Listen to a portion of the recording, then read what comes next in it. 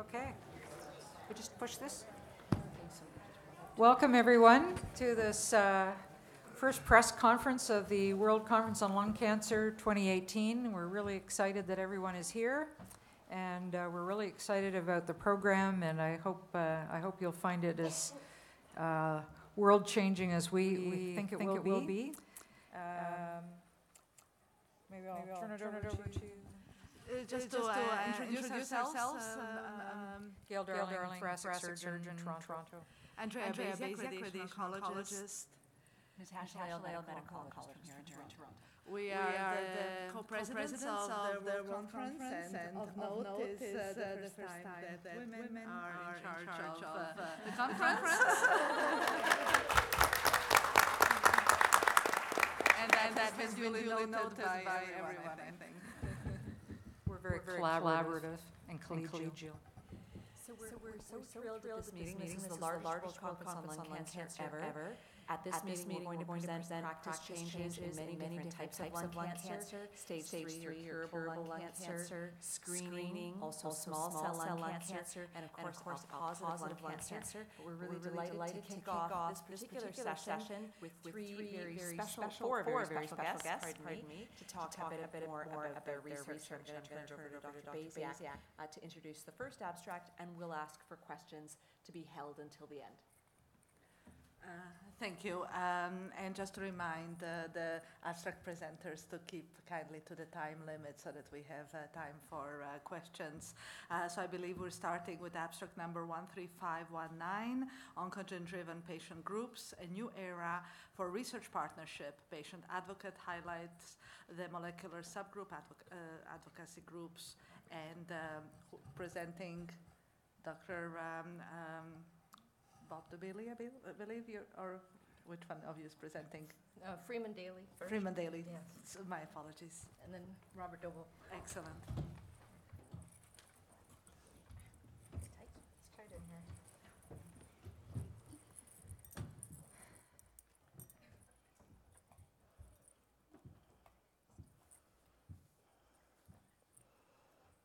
Good evening.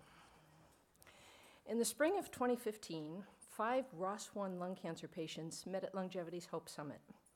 We were all on the same targeted therapy. We all had kids at home, and we all had no future treatment options. There wasn't much research into our rare cancer, and few relevant posts in online communities, like Inspire and Smart Patients. We decided to create a secret Facebook group that allowed us to connect with other patients and caregivers dealing with ROS1 cancer. Using Facebook allowed us to shape the community as we saw fit. The number of patients in our Facebook group now exceeds the largest cohort of ROS1 patients in any clinical trial. We have no relevant disclosures. There are 5 patient caregiver groups focused on oncogene-driven cancers. They are providing support and education to patients and caregivers and accelerating research into our disease. Non-small cell lung cancer, or NSCLC, may have a driver mutation that can be identified with a biomarker test. Patients who have these mutations may be eligible to take an oral targeted therapy drug that may have fewer side effects and better survival than traditional cancer therapies. The patient groups formed around oncogenes that have the most patients living well with their disease. The ROS1ders, ALK positive, exon 20 group, which deals with EGFR and HER2 exon 20 insertions, EGFR resistors, and the RET renegades. Why are these online groups so valuable to patients and caregivers? They offer hope, support, education, empowerment, and connections. We can see others living well with lung cancer despite a dire prognosis. We can connect with others who are dealing with the same disease, the same side effects, the same treatments. We can find experts knowledgeable about our disease, which is essential given that most doctors have never treated a ROS1 cancer patient and might not know about the targeted therapies available. This chart provides a comparison of the existing oncogene focus groups as of August 30th. Oncogenes that occur with greatest frequency or that have effective drugs and have been available longer tend to accrue members faster. The ROS Wonders has 304 members in over 22 countries. ALK Positive has 1,210 members in over 40 countries. The Exon 20 group has 243 members in 22 countries. EGFR Resistors has 650 members in 24 countries. And the RET Renegades, who formed just a few months ago, already have 43 members in 2 countries. We're all developing relationships with clinicians and researchers that are most experienced with our rare cancers. And this is really important because some doctors are not aware that patients who have oncogenic drivers often don't respond well to immunotherapy.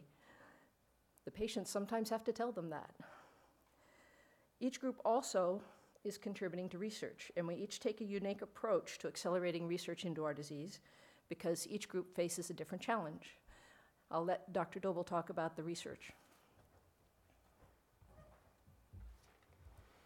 Thank you, Janet, and I don't want to take away from this patient advocacy led group, but I wanted to stress how critical these groups are, both for advancing clinical and translational research in lung cancer. So thinking about these groups, and I've been involved in many of them at various levels. The Exon 20 group, which has been supporting promising clinical trials, but yet no approved drugs for EGFR and HER2 Exon 20, focuses on grant making and helping patients get a proper diagnosis and then find the best treatment or clinical trial options. They partnered with the International Cancer Advocacy Network, ICANN. ALK Positive focuses on fundraising, and they've partnered with Longevity Foundation, and in May of this year awarded 3 new research grants to promote promising research for future therapies for ALK-positive lung cancer. The EGFR resistors conduct a think tank with researchers to discuss gaps in practice, molecular testing issues around diagnosis, and unmet research needs, and they've partnered with the Bonnie J. Adario Lung Cancer Foundation. Particular to the research that I've done in my lab, at the beginning of 2017, there was only a handful of ROS1 cell lines. These are models of cancer that we use to study new therapies, and 1 patient-derived xenograft, another type of cancer model that we use to develop therapies. And this is a problem because we know that patient-to-patient variability differs in terms of research, in terms of outcomes with therapies. And that there's a lot of heterogeneity or differences at the molecular level for these models. So we needed both more types of cancer models and more ways of analyzing these. And so the ROS1 Cancer Model Project is a very novel project conceived by Janet and others as a way for patients to donate their research tissue to my laboratory or to a commercial entity called Champions Oncology to make patient-derived xenografts or cell lines. And so the way that this works is that when patients have an upcoming biopsy or surgery, they contact a study nurse through Bonnie J. Adario Foundation. They arrange to donate their fresh tumor samples. They get FedExed to either my lab or Champions Oncology. And then we try to derive these new models. Furthermore, the studies provide funding for us to molecularly characterize these and sequence these, and that all of that data will eventually be made public for other researchers to use so that it's available for everyone to query and make new discoveries. The PDX arm opened in the winter of this year, and so far 2 patients have enrolled, and their tissue donations are developing 2 new PDX models, which can take a little bit longer than the models that we make in our lab. The cell line arm, which began a year earlier, has so far received 10 ROS1 patient tissue samples and pleural fluid samples. From this, we've already created 4 new cell lines, which has been very exciting for us. So in a very short amount of time, we've rapidly increased the number of models we have available to study this disease. We're planning to do very deep sequencing of these models to better understand the genetics of this disease. And some of these models have already been distributed to other researchers around the country and other companies to do testing. So with that, and in conclusion, the value of these oncogene patient groups to both patients, caregivers, researchers, and clinicians are vast. They support each other, patients and caregivers. They're often more educated than we are in their particular disease. They increase awareness and education. They vastly accelerate research, and that's, again, what I'm most impressed by in terms of grant making and supporting clinical trial accrual and in creating these novel models. I want to mention that flyers are available in the back of the room with contact info for each of the groups, and hopefully Janet can field questions as I have to leave shortly. Thank you. Thank you.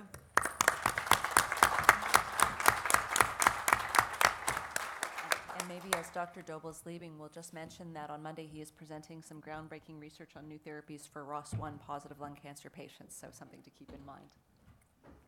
So hold your questions, jot down your questions, and we'll move to the next presentation. I'd like to introduce Maureen Rigney, who's going to be addressing the topic of no longer outliers, understanding the needs of long-term cancer survivors. Hi, everybody.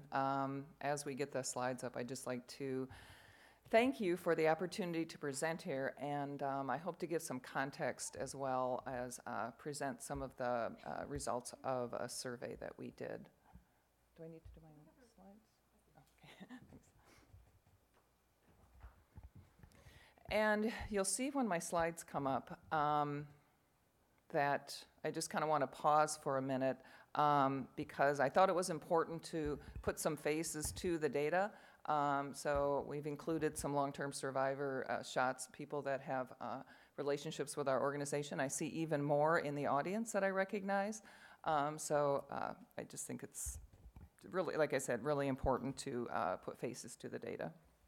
So I don't have any disclosures. So I also want to give some context since we're at a press conference and talk about how lung cancer, people diagnosed with lung cancer have greater unmet physical and emotional needs than people with other types of cancer, and they also have higher rates of distress. And this is hugely important when we look at the latest global CAN estimates, which just came out, I think, last week, that there are over 2 million people living with lung cancer across the world right now. And that's only up about 200,000 over the last global CAN estimates in 2012, but we know that they're only going to increase as screening is adopted across the world, and of course the goal of screening is to find lung cancer in its early, most curable stages. We also know with the new targeted and immunotherapies, there are also new surgical methods, radiation techniques, and really exciting combinations that are being tried in clinical trials, that even when lung cancer isn't found early, people are living longer with lung cancer, and so we really need to understand more about their needs. So Lung Cancer Alliance, one of our quests is to understand the needs of our community and to meet them as best we can. So to that end, we conducted a needs assessment survey. It was quite long. It had 122 questions. It was anonymous and online, and we promoted it through social media. We do have some long-term survivors in one of our volunteer programs, and some of them don't use the internet, so we also did some interviews by phone so we could include their perspectives. And patients, loved ones, and survivors were invited to take the survey. We asked questions, in-depth questions about their treatment histories. We asked about use of complementary medicine. We asked about survivorship plans and use of palliative care, but we also asked about their most common and problematic symptoms and side effects. And I think one of the most interesting parts, and shout out to my colleague Jennifer who designed the survey, we asked about their most common and problematic symptoms and side effects that they experienced during treatment, just after treatment ended, and after 5 or more years of survivorship. And we were really interested to learn what were the most problematic during each of those 3 time periods. So we had a great response. Over 800 people took the survey. We also, for such a long survey, had a great completion rate of almost 73%.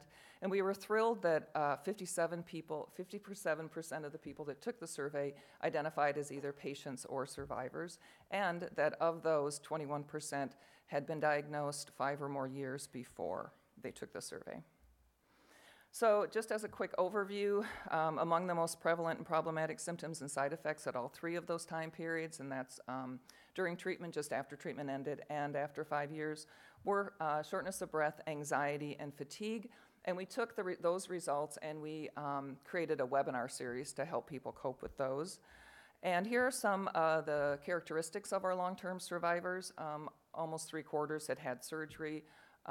Certainly a lot had had an occurrence. And for us, one of the most disappointing things was the lack of use of palliative care, which is care that's provided to manage the symptoms and side effects of disease, and lung cancer has such a great symptom and side effect burden. It was a disappointment to see that less than 4% had received it.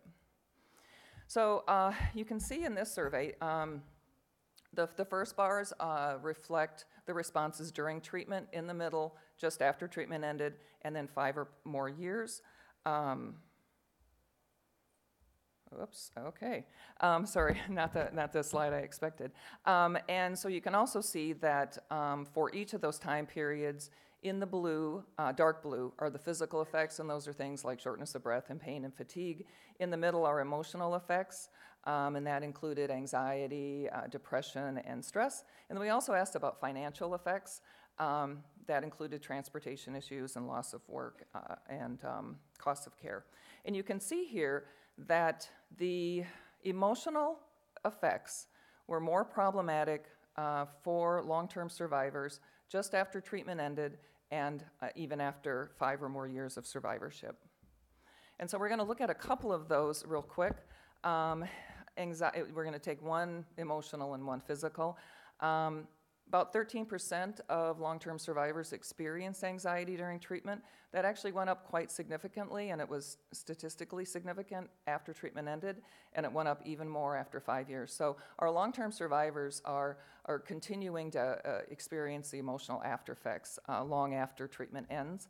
Fatigue, it was not the case. However, I think looking at the fact that over 20% of the folks were still experiencing fatigue from treatment after 5 or more years is really something we need to look at.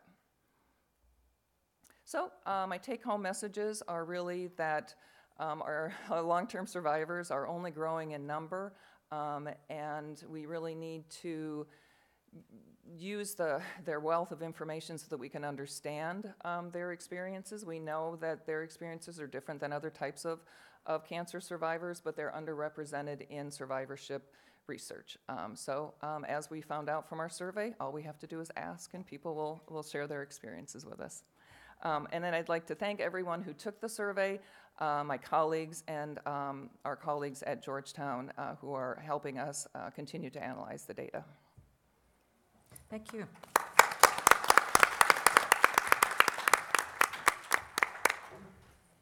Thank you. And our third and final presentation for this meeting is talking a bit about taking all of the great research that we do and present at these meetings and translating it to better patient outcomes. And we're delighted to have Kimberly Rohan here from the Edward Cancer Center in Naperville. Thank you. My research was looking at the role of comprehensive genomic profiling. And we do these tests, and my question was, what do we do with that information, or how does that impact patient care? So that was how the study began. These are my disclosures. So comprehensive genomic profiling is a biomarker information to help match patients to approved targeted therapies, immunotherapies, and clinical trials. This information can assist practitioners in caring for patients with solid tumors and decision-making, and as you'll see, also help patients make decisions. So this was a retrospective analysis done on the results of comprehensive genomic profiling using Foundation One. On patients that were tested in our center from 2014 to 17. 46 patients had tissue that were analyzed.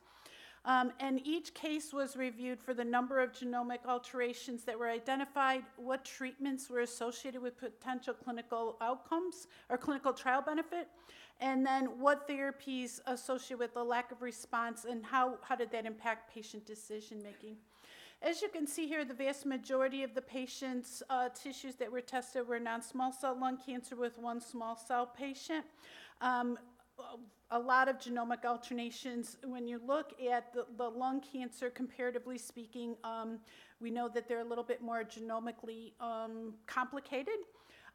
There was 172 patients that showed treatment benefit and 9 with the lack of. So what was the impact of this on our clinical decision making? So of those patients, 13% of patients were referred to clinical trials, and I think that was surprising to us, because that's way above the national average for enrollment in clinical trials. And I think also 26% of the patients had a change in therapy based on their genomic alterations. When you analyze the lung subset, 6% of patients went to clinical trial and 34% of patients had a change in therapy. 3 patients based on their results chose to enroll in hospice care, which I think is also in discussing palliative care and hospice care, sometimes that may be the most appropriate for a certain patient, and this information helps them make those decisions. Oops, wrong way. So the take-home message really is that comprehensive genomic profiling identifies patients for clinical trials, assists in treatment decisions, and assists patients and families in decision-making. And one of the things I think we need to really be looking forward or working with is the payers, to get them to actually pay for this testing, which can be a challenge. For patients, a lot of insurance companies, these tests are expensive, so they don't want to pay for them. But this data will help support the fact that these do allow better treatments for patients and allow patients to make better decisions for themselves in regards to their treatment.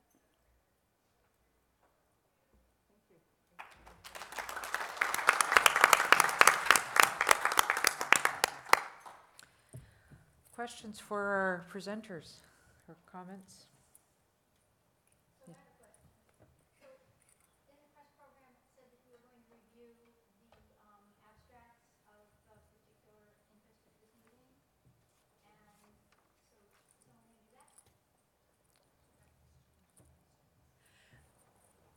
going to do that? There are a number of abstracts that will be presented at the plenary that are still under embargo, and I definitely invite you. That's the plenary on Tuesday morning that are going to be of considerable interest, I think, to everyone. Yeah. So there are 5 specific abstracts. We can tell you what we're allowed to tell you. So the first presentation is from the Pacific trial, which is a study of chemoradiotherapy followed by maintenance immunotherapy in the setting of stage 3 or potentially curable lung cancer, and they will be presenting updated survival results. Then the Nelson trial, which is the European screening trial, will be presenting their final results. We've been waiting. That's a lung cancer screening, CT screening trial, so we're eagerly anticipating the results of that trial, which we think will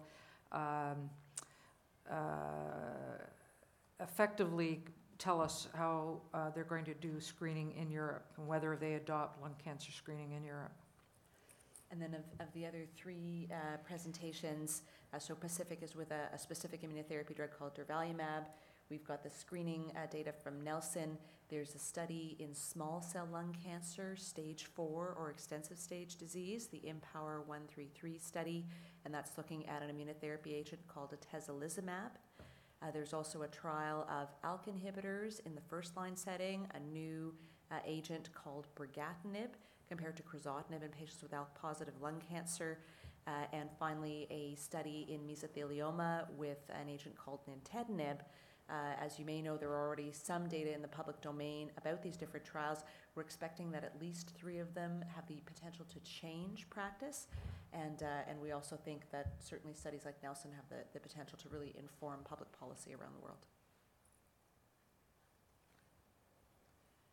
And then in addition to these that are obviously the highest rated and most potentially impactful on practice, there's a lot of oral abstracts and mini orals, as well as posters that really delve into practical applications of the new knowledge in the kind of real world and practical applications of the knowledge. There are a number of studies of chemoradiation and immunotherapy, even followed by surgery in a curative setting, and they are in the oral abstract sessions under local, regional, and oligometastatic disease tracks.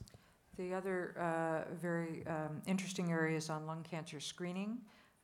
We know the results of the National Lung Cancer Screening Trial was positive, but there's been several negative trials, and so we're looking to see how different centers are applying the results of those screening trials, and whether we can make it more generalizable and how we can improve on those results. And we heard already that the screening trials are going to pick up, or screening programs are going to pick up more early lung cancer, and so we're looking to all those screening talks to advise us on how to do it.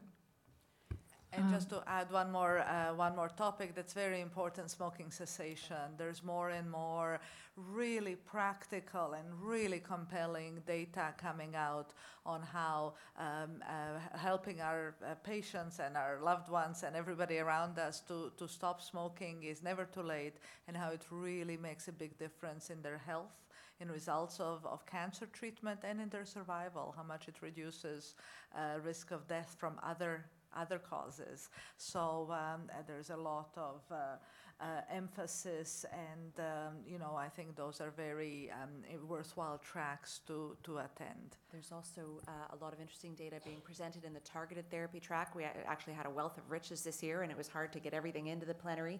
There's some exciting new data for ROS1 positive patients with a new agent called entrectinib. There's some exciting data being presented on patients with RET-positive lung cancer with LOXO-292, which has recently been approved by the US FDA. There are also some additional immunotherapy studies of first-line immunotherapy plus chemotherapy that are also being presented in the advanced lung cancer sessions. So there's actually a great deal at the meeting to watch for. Can we get numbers for those abstracts? That would be very helpful. Yes, we're going to get Becky to get all that for you. And the virtual library will be also a good place to look them up if you don't have a chance to go to the sessions. Well, now we have here's Pam Harrison Medscape. Maybe you could give us a bit of context for the lung cancer screening landscape. I mean, you're saying that the Nelson trial will perhaps inform European physicians how to screen or whether to screen for lung cancer. In general, though, I write mostly for USA physicians. Can you give me a sense of what we're doing now to screen for lung cancer? Because my sense is that we don't screen very much for lung cancer in the US. I think the screening programs in the US are mostly hospital-based or center-based, as opposed to a population-based approach.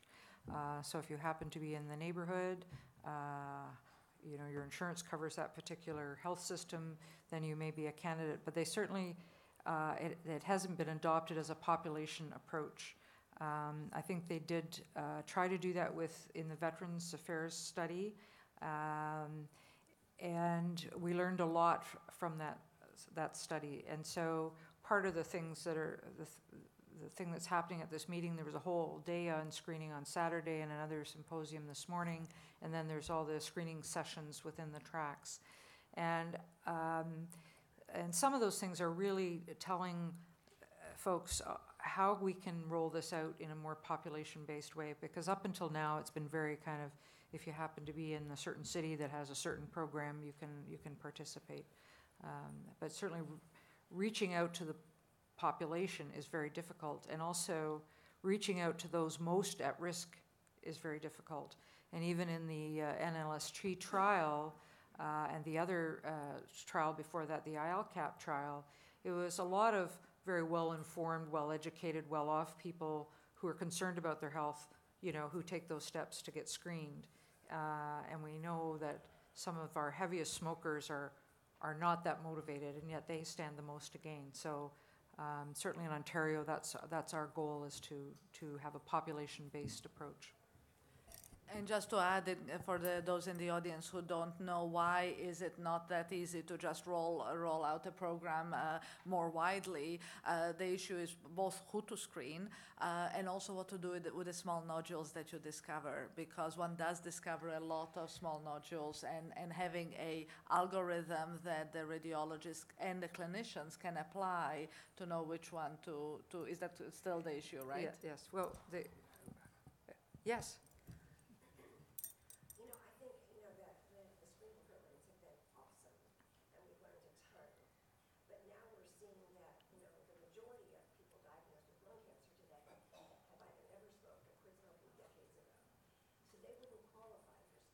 That's right. Well, that's our next task, really, is to try to figure out why non-smokers are getting lung cancer, and you're right, we don't have the answer to that. One of the abstracts that we're discussing at tomorrow's press conference is on association between outdoor air pollution and lung cancer in female never smokers.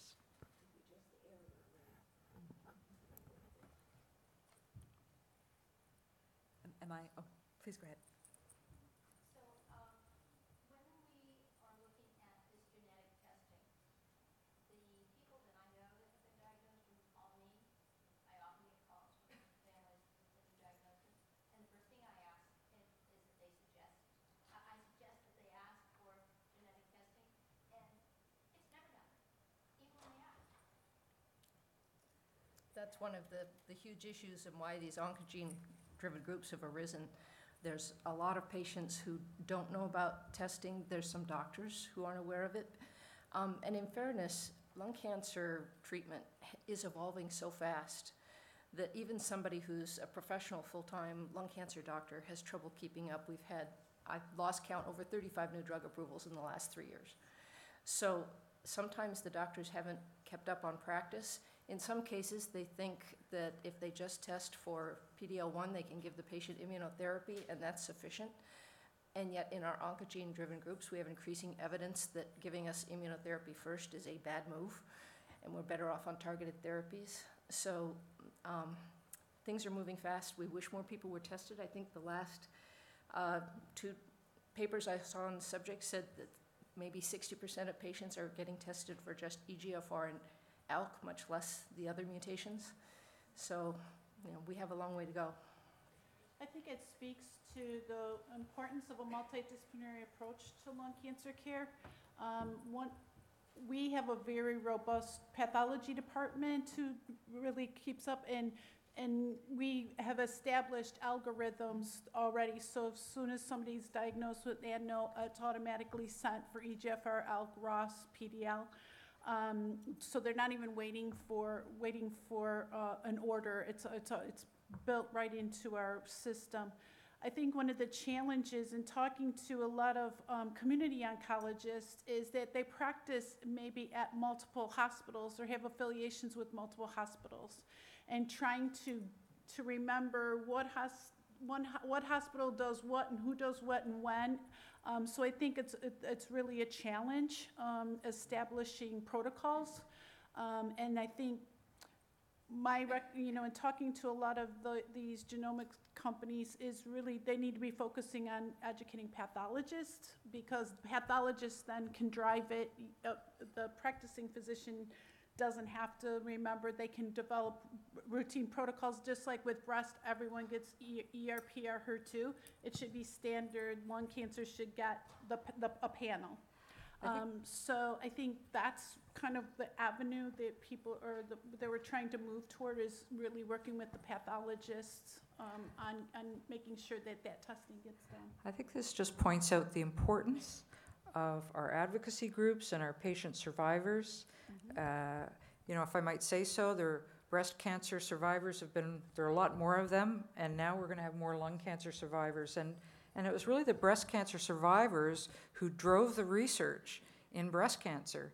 And now we're going to have more survivors in lung cancer. And look at all the new drugs and things that have changed so rapidly, as you pointed out. Can we have all the patient survivors in the audience raise their hands?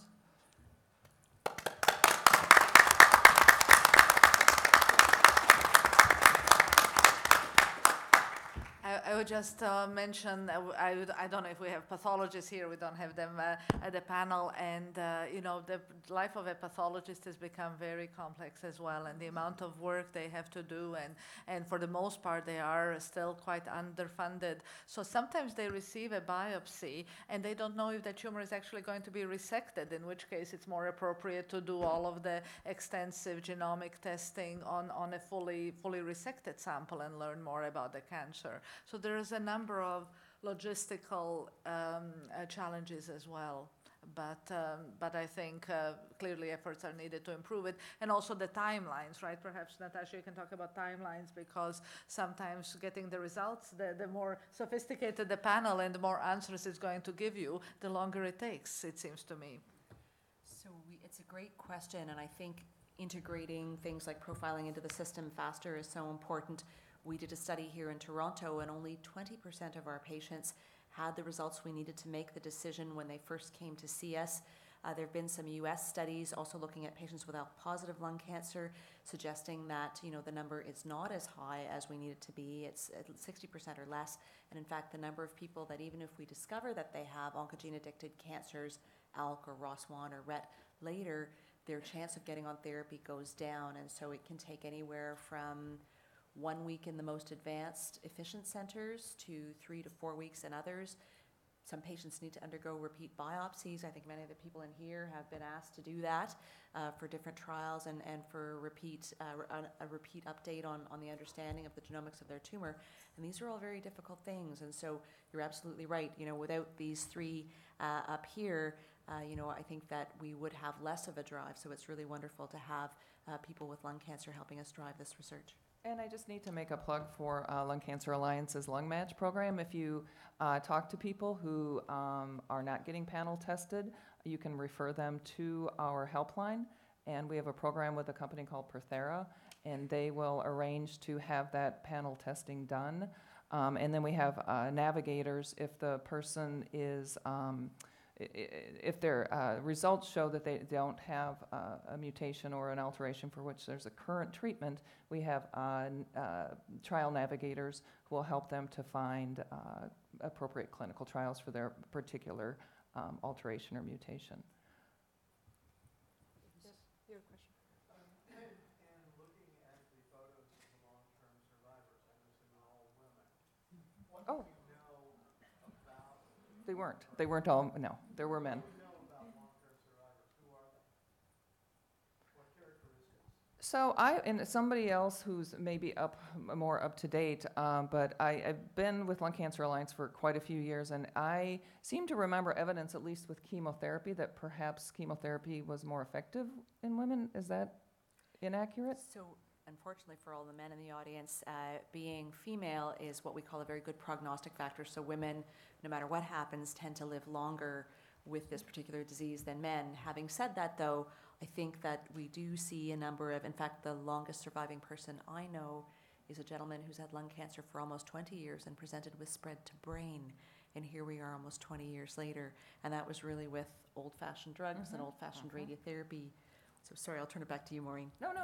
But I would say that at the moment, the majority of lung cancer survivors, at least for stage 4, all have driving oncogenes for which there are approved targeted therapies. What about smoking status? You can test for non-small cell lung cancer. It doesn't matter whether you're a smoker or not. Targeted therapies are still a possibility. I mean, in terms of long-term survival. How many current or former smokers are in the mix?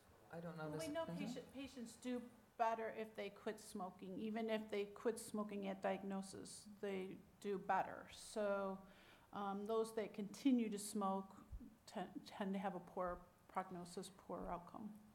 Smoking interferes with the efficacy of the chemotherapy, of the radiation, and certainly if you're going to have surgery, it increases the risk of complications from surgery. So I heard a talk yesterday that smoking cessation is part of your cancer treatment. And I thought that was very true, that you can really improve your chances of your treatment working by quitting smoking. But there's also research going on now that people who have a heavy smoking history sometimes are prevented by the fear of stigma or guilt from getting screening or from getting going to the doctor and getting tested, which can interfere with survival. And I would just, I did just select some pictures of people that we know that are with us, but there were men. But I would also say that we do know that women also are more active, and they are, when we have our advocacy conference every year, it's a lot of women are coming, and they really want to make a difference, and they're dedicated to the cause, and so that might just be why it seems that way. I think women in general tend to organize and want to change things. So, and also just to talk about smoking, obviously, we don't want tobacco, quitting is better, but you're going to start to see the emergence of more long-term survivors, similar to the story that Janet's told us about the Ross Wonders and never smokers with lung cancer. You're going to start seeing that in people with a previous history of tobacco use with immunotherapy. The expansion of treatment has only just been over the last few years. There is an association between tobacco damage to your lung cancer cells and response to immunotherapy. And so that group, even though it's taken us longer to find great new treatments, over the next 10 to 15 years, I think we're going to see the faces really change and even out a bit more. Well, and to also be fair, most of the active lung cancer advocates have gotten to know each other online, and by far, the online lung cancer community is female. Guys don't tend to go online and chat. But I'm sure you'd welcome them and love to have more, right? I'm sure they would. So, just to follow up on that, so right now, the 2 million lung cancer survivors, roughly what percent are female? That I don't know. If you go onto GlobalCan, their website, you can check. That didn't register in my head. I apologize. Yes. Hi, so getting back to the screening issue, and what's troubling to me is that even though there are so many people who would not qualify for the guidelines as they are, all those who would are unaware of screening, and this is really troubling that we have this science proving that screening saves lives, but our primary care providers are uninformed about this, and as are the patients who would benefit. And I'm just wondering, where does the science end? And I don't know, public relations, continuing medical education. What is the solution to getting these people who are at risk screened? I can't speak for the United States or other countries. In Ontario, I lead the provincial screening program pilot. And the purpose of that pilot was not to test whether it works or not, but to really advise us on how to roll it out across the province. Of course, fiscal restraints are always present, and so how can we do this efficiently and effectively? And as Andrea said, it's who to screen. It's not just like mammography, all women over a certain age, or colonoscopy, everybody over a certain age. Who will really benefit from screening? And so we're taking a healthy population, subjecting them to a test.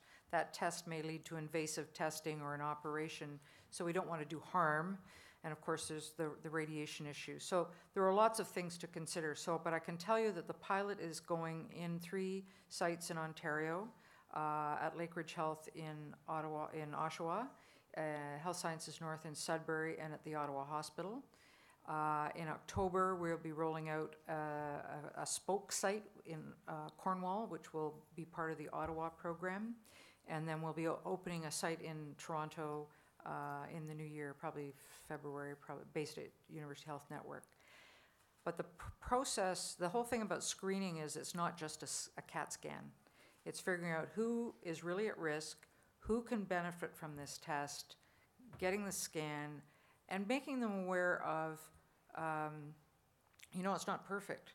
People can have a scan this year and they aren't scheduled for a scan next year, but just like in breast cancer, they can show up with a cancer in between. So it doesn't catch everybody, and as you pointed out previously, at this point in time, we don't know how to identify the non-smokers who are at risk. Mm-hmm. When screening for breast cancer and colon cancer and even ovarian and pap smears and such, was the same concern about whether they smoked or didn't smoke? Because it seems like everybody was allowed to get a screening. It's more based on your gender or your age.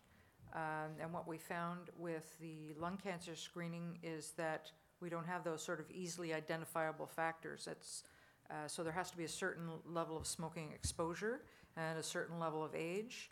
And in Ontario, we've actually adopted a different model using a risk prediction model Martin Tamamagi developed, which also looks at family history of cancer, your personal history of cancer. Do you have emphysema or COPD? Look at your education level. Look at your body mass index. So there are another number of factors that came into play. And I think the same thing did happen with mammography, because in some countries it's 50 and above, and then the controversy was what to do between age 40 and 50, what to do if there's a family history of breast cancer, etc. So identifying the group of people that are at the risk and would make screening worthwhile has been the case in other cancers as well. And to your comment about, non-smokers get cancer as well, have we identified what puts them at risk? But the studies that show the benefit, survival benefit of screening is not in non-smokers. And that degree of survival benefit almost definitely could not be seen in somebody whose risk is low. Question, we can come to your comment back. Question there, and then question there, and back to you.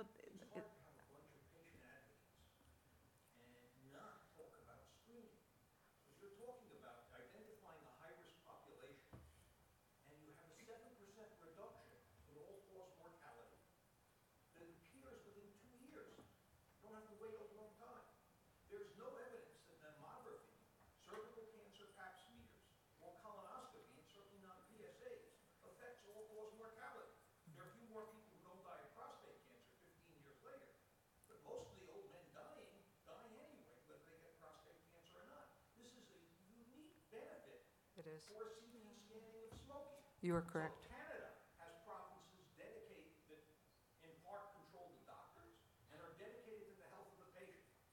The United States has a unique environment. We don't have that, but we have lawyers.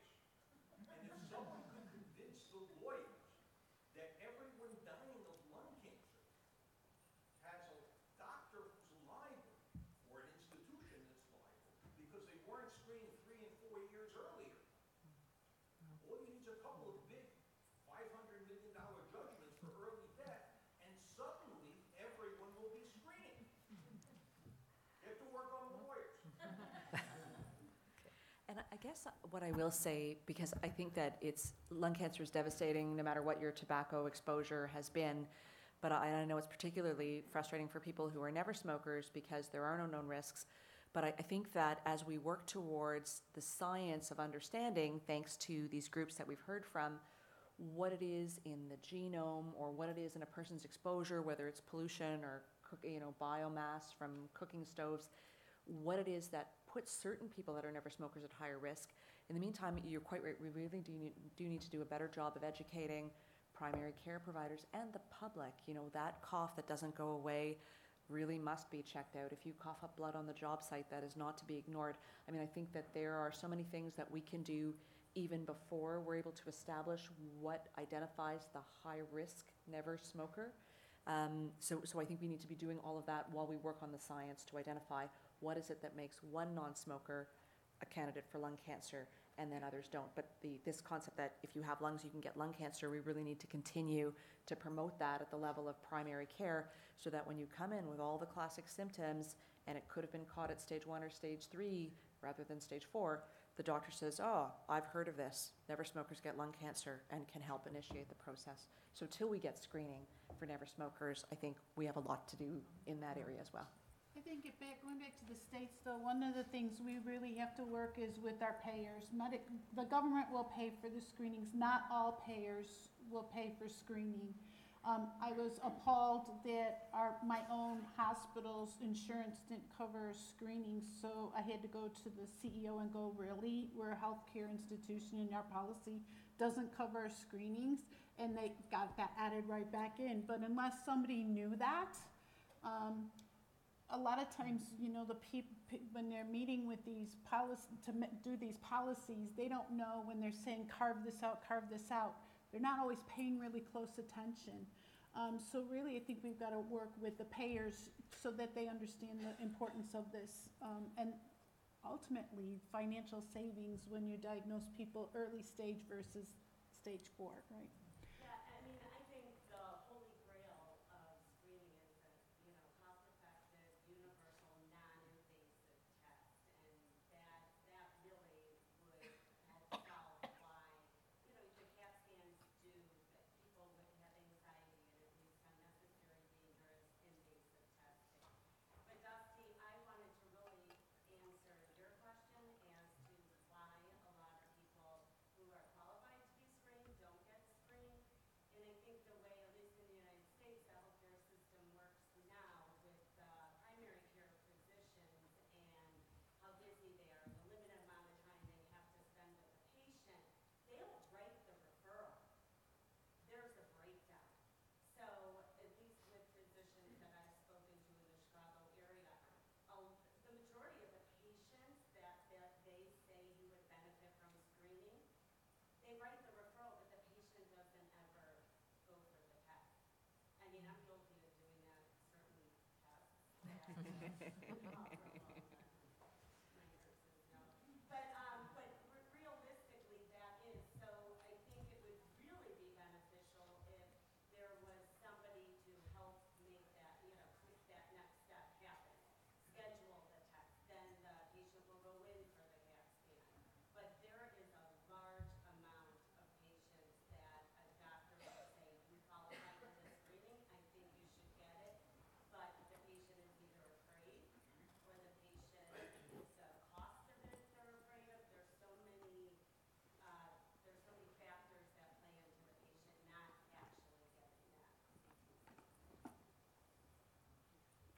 Go ahead, and then there. Yes. This isn't a question about screening. I just want to ask a question to Janet. The patient-driven oncology, oncogene-driven patient groups is fantastic, and patient-driven research, I think, is making a huge difference to patients, and it's really driving very important research, because what clinicians might see as important may not be what's coming up on the radar for patients. So my question to you, Janet, is because this is so important to have those collaborations with doctors, how would you advise patients to approach their doctors to try and work with them in setting up something like that in other practices or countries where it's not as evident? Well, so in the time that I had to present, I wasn't able to address the fact that these groups are global. I did mention the countries they're in, but we actually have a partnership with a group in Cologne, Germany for the ROS1 research there, and another group in Australia and in the Netherlands that we're working on developing global research. We did learn early on that for some reason it's difficult to ship tissue across international lines. So we're learning about that.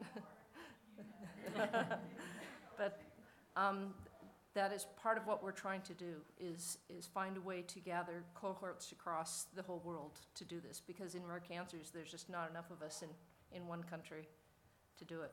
And do you have any advice for patients who want to approach their doctors about taking part in research like that, or building some sort of support relationship with their doctor? Is there any sort of, because I think sometimes clinicians can be a little bit frightened by our patients.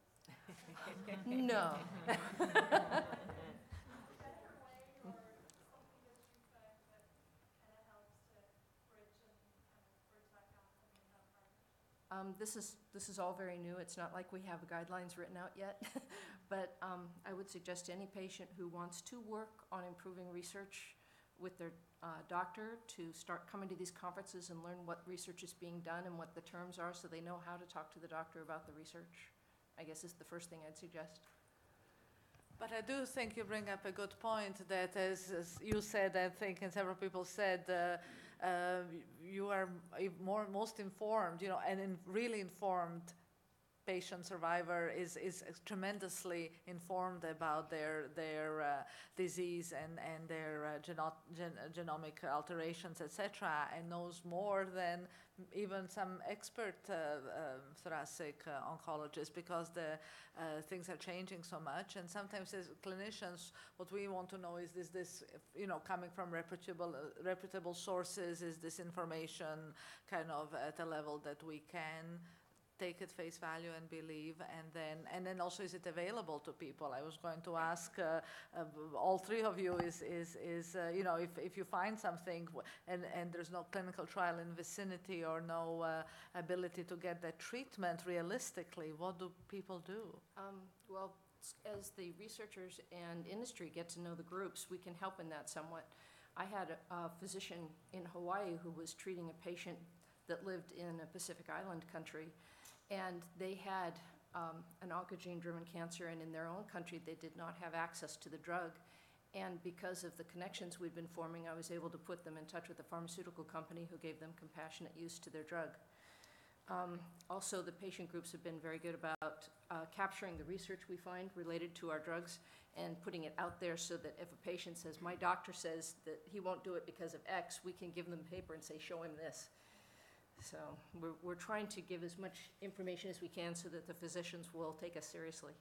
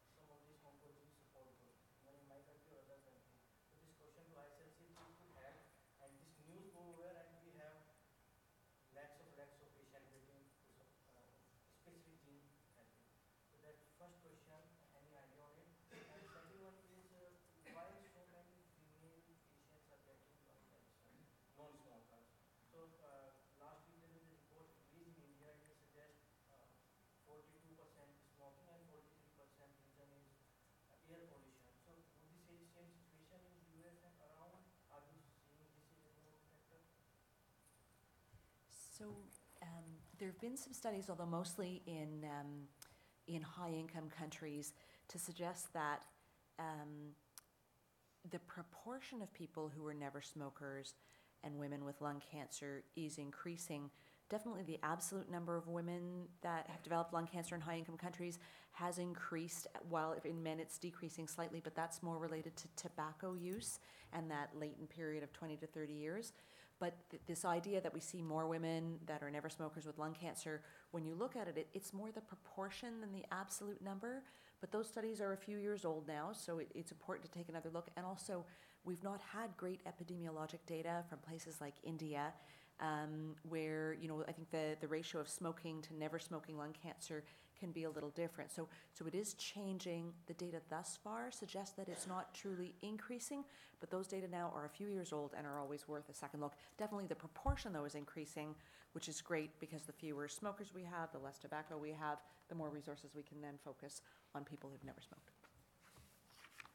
And as far as the first question about what IASLC can do, that's a very good question that we can definitely pass to the board. We're not we don't represent the society at that level, but can definitely pass it on. I think there's no question, though, that to have these great presenters and to have all of you here in the audience, there's some wonderful, truly patient-focused and patient-driven events here at this meeting, I think really speaks to the IASLC's desire to use this incredible powerhouse of people that have survived and conquered lung cancer to make this fight stronger and faster to get to the goals we want. We've got Bonnie Adario here, who's running a special patient panel on Monday. We hope you'll all be there. And of course, wonderful work from Janet and all these presenters here today. And that's really taking on an increasing focus at the meeting. And so, you know, I think that while it's slow, it's never enough. We always want more. Definitely, this is where we're headed, certainly at this conference and the others to come. And also that's the reason why these type of abstracts are being profiled at the press conference, because we want not just this room, but you know, the general public and to know and to, you know, spread the word to everyone, right? And as I say, in tomorrow's press conference, there'll be quite a few abstracts on the topic of risk factors other than smoking. Yes.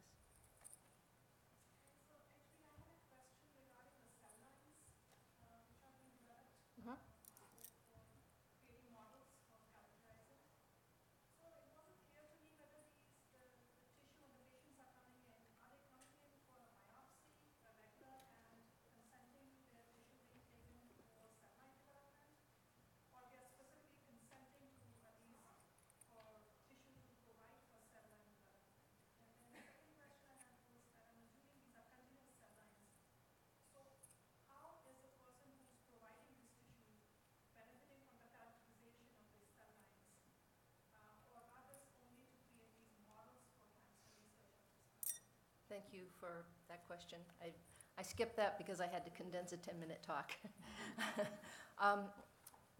The Ross Wonders want to make a difference in our disease.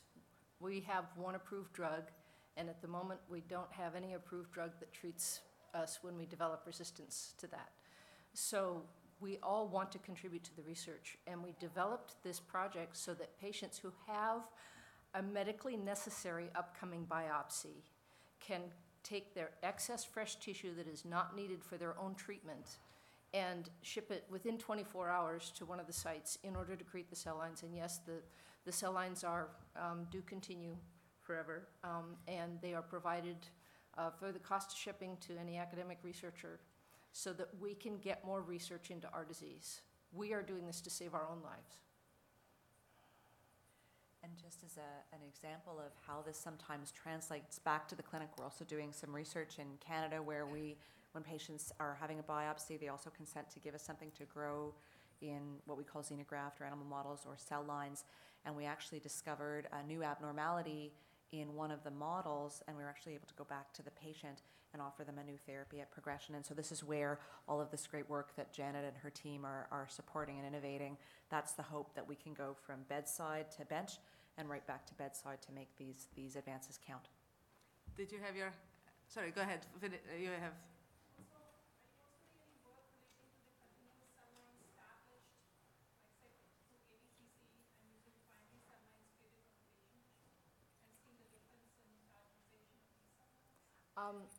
Are you asking whether or not we're doing work looking at the difference between the cell lines?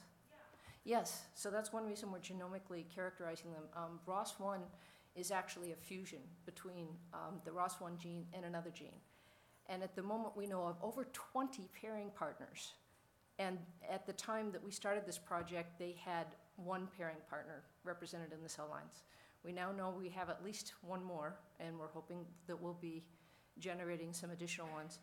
And then they are now being actually used. There's actually been 2 papers published on the cell lines that we've created. And there's more work being done to look at how we react to different drugs and how the resistance mutations captured in these cell lines react to drugs. So yes, we are characterizing them and researching it. Gentleman with glasses and then lady in the second row. So I have to say my mom always tells me that women are the best problem solvers.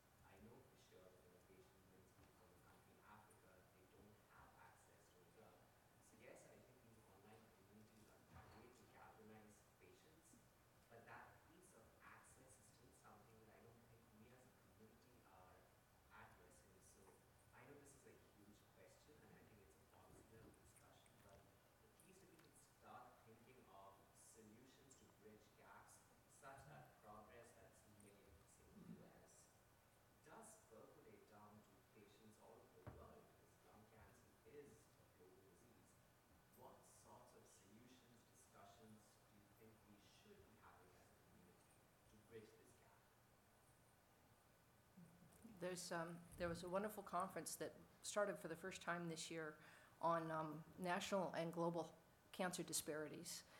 And I was shocked to find out there are countries that don't even have a single pathologist. Patients are diagnosed when they come in and they have a horrible mass on their bodies and they say, yep, it's cancer, go home and die. So there's a lot to be done in that area. There's also a lot to be done in terms of different countries having different health systems. The countries that have single-payer systems have to manage their resources. So when they have a drug like crizotinib for ROS1, that we're such a small population, they'll probably never get a stage 3 trial. We have difficulty getting the drug approved because they say we can't compare it to other treatments to find out if it's more effective. So, we have problems with large countries and disparities, and we have trouble with countries that don't test, and we have countries that can't afford the drugs, and it's a big problem. I will say, though, that over the last 10 to 20 years, there's a growing discussion of cost and access. And, I've published some papers in my time that have made me very unpopular, suggesting that some of these drugs are too expensive and patients can't afford them. But it's great to see that now these papers are being published every day, and there is a growing community of specialists as well as the people who need the drugs that are able to say this freely, whereas before we never could. There are also other approaches. For example, ASCO, that collaborates with IASLC, has something called the TAPER trial, where patients with targeted abnormalities who otherwise can't access drugs come, and we try and find them a match and a therapy within that clinical trial network. And also, how do we now export that internationally? How do we get drug into different countries? So it's challenging, but work is being done. We are getting there. And I think with the help of Ross Wonders and patient advocates and people here and all of you, we'll make that faster. And global efforts to help the disparities in cancer care are at the radar of WHO, of UICC, International Union Against Cancer. For the longest while, efforts were only on communicable diseases, and then when non-communicable diseases came up, definitely cancer is high on that list. And there have been cases made for economic benefit of investing. For example, the one I'm familiar with is investing in radiotherapy. There are so many countries that don't, have one radiation machine for, I don't know how many millions and millions and millions of people for curative treatments, right? Interestingly, in some of countries, lung cancer is not on the list of top mortality. So which ones are the top mortality cancers in those countries, sadly, are really completely preventable cancers, but with the changes and the improvement in economic status, lung cancer will become more prominent there as well. You had a comment or a question? So I'd like to go back to immunotherapy for a moment. So where do you see the role of immunotherapy going forward here? I mean, is this going to become a niche therapy, or what's going to happen with it? So I'm not sure what you mean by niche therapy, but it's clear that immunotherapy is improving survival across cancer types, so not just thoracic cancers. It's also clear that there are some effects in earlier stage disease, not just advanced disease. And so currently in lung cancer, we're moving towards expanding the number of cancers where we see benefit with immunotherapy. And also moving it earlier in the disease trajectory. So we'll hear about stage 3 in the plenary session. There are a number of trials ongoing around the world looking at adjuvant or after post-operative therapy. Also, if we give it before surgery, does it work better? Dr. Darling's actually helping us run a trial in Toronto. There are many trials around the world where we look to see if with the tumor present, can we stimulate the immune system, shrink things down, and then Dr. Darling takes the cancer out, and does that lead to an increased rate of cure? So earlier and more is sort of where I would say immunotherapy is headed, and hopefully less expensive. Yes. Are there any epidemiological studies to look at what is kind of driving the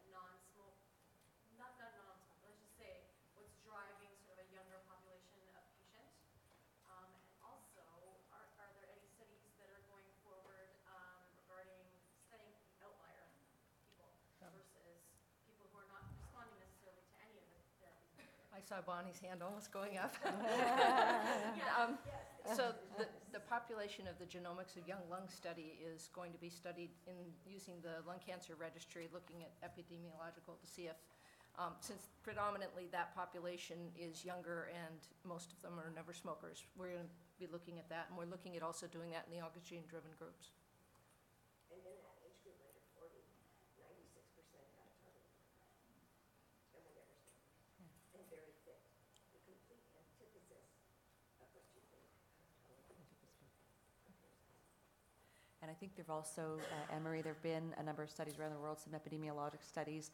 We haven't found that sweet spot yet. You know, there are some chromosomal abnormalities that are, inherited through different families, smokers and never smokers, that increase the risk. So I think there's a lot to be learned, but it's great to hear that, there's a lot of patient-driven focus on this research as well as the regular scientific-led, just as from the other side. Is there anything looking at sort of the people that are surviving a long time versus Outliers. or not? Well, hopefully this study will also capture those. So, but as a humorous aside, we did one attempt at an epidemiological study in the Ross Wonders. The survey took us almost an hour, and we've discovered that since a lot of us have been on drugs for a while and have chemo brain, it's really tough to do an epidemiological study. But there are studies also around the world, Anne-Marie. We all participate in some global consortia where somebody who is an outlier, which will hopefully become the mainstream rather than the exception, we do go back, we try and get their tumor samples from diagnosis, and we try and profile them to ask what are the differences between, someone who has performed far better than the predictions and someone who sadly does not. And so there is some ongoing work. Hopefully we'll be able to hear more about that in the next couple of World Lung Cancer meetings.